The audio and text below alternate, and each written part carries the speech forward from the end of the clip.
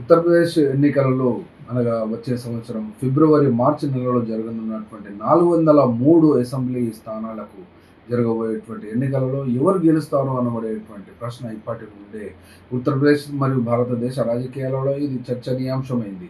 ఎందుకనంటే వచ్చే సంవత్సరం జరిగేటువంటి ఎన్నిక ఉత్తరప్రదేశ్ చాలా కీలకమైనటువంటి ఎన్నికగా భావిస్తున్నటువంటి ఈ పరిస్థితులలో బీజేపీ యొక్క శక్తి మరియు బీజేపీ గెలిచినటువంటి స్థానాలు గనుక చూసినట్లయితే 2012లో 47 మాత్రమే అది గెలవగలిగింది. అట్లాగే 2017లో చూస్తే 312 సీట్లు ఏక మొత్తంలో ఇది అంత స్థాయికి పెరిగింది.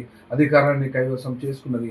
అట్లాగే 2022లో చూస్తే 255కు ఇది తగ్గిపోయింది. కాబట్టి 2026లో వాస్తవంగా 202 మెజారిటీ మార్క్ సీట్లను ఇది సాధించగలుగుతుందా అనబడేటువంటి ప్రశ్న అయితే వస్తుంది. ఎందుకనంటే ఇప్పటికి 2 టర్మ్స్ యోగి ప్రభుత్వం అక్కడ పరిపాలించినటువంటి సందర్భంగా అక్కడ ఉన్నటువంటి సోషల్ ఎలిమెంట్స్ అనుకున్నా, లేకుంటే సోషల్ ఫ్యాబ్రిక్ అనుకున్నా, ఏ రకంగా పనిచేస్తుందో అక్కడ ఉన్నటువంటి ప్రభుత్వము మీద యాంటీ ఇన్కంబెన్సీ ఫ్యాక్టర్ పని చేసినా కూడా బీజేపీలో ఉన్నటువంటి ముఠా రాజకీయాలు ఎవరికి వారే అక్కడ పనిచేస్తున్న కారణంగా గెలవగలుగుతుందా లేదా అనే ప్రశ్న ఒక వైపున ఉంటే, బీజేపీ కంటే ముందుగానే హైదరాబాద్కు చెందినటువంటి ఆల్ ఇండియా మజ్లిస్ ఇత్తెహాదుల్ ముస్లిమీన్ అసదుద్దీన్ ఓవైసీ అక్కడ పోయి మీటింగ్లు పెట్టి అక్కడ ఉన్నటువంటి ఓటర్లను ప్రభావితము చేసేటువంటి పద్ధతిలో ఏఐఎంఐఎం కూడా ఒకసారి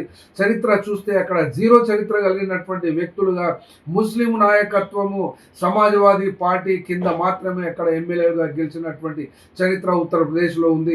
ఎందుకనంటే 2012లో ఎమ్మెల్యేల సంఖ్య కనుక ముస్లిం ఎమ్మెల్యేల సంఖ్య చూసినట్లయితే 63, అందులో సమాజ్వాదీ తరఫున నుండి ముస్లింలుగా ఎన్నికైనటువంటి ఎమ్మెల్యేస్ 40 మంది. అట్లాగే 2017 ఎన్నికలలో చూసినట్లయితే 24 మంది ఎమ్మెల్యేస్ గెలిచారు. అందులో సమాజ్వాదీ పార్టీ 17 మంది ఎమ్మెల్యేలను అక్కడ ఇవ్వగలిగింది. అట్లాగే 2022లో జరిగినటువంటి ఎన్నికలలో మొత్తంగా 34 మంది ముస్లింలు గెలిస్తే అందులో 32 మంది సమాజ్వాదీ పార్టీ ఎమ్మెల్యేలకి గెలిచినారు. కాబట్టి అసదుద్దీన్ ఓవైసీ ప్రత్యక్షంగాను పరోక్షంగాను సమాజ్వాదీ పార్టీని అక్కడ ములాయం సింగ్ యాదవ్ను టార్గెట్ చేస్తున్నటువంటి ఈ సందర్భంగా అక్కడ ఎవరికి ప్రయోజనం కలుగుతుంది అని అంటే బీహార్ ఫార్ములానే అక్కడ పాటించే ప్రయత్నం చేస్తున్నాడు. ఎందుకు అని అంటే అతనికి 5-6 సీట్లు తగ్గుతాయేమో, వస్తాయేమో, కానీ మెజారిటీ ఓట్లు మళ్ళీ బీజేపీలో పోలరైజ్ అయ్యేటువంటి అవకాశం ఉంది.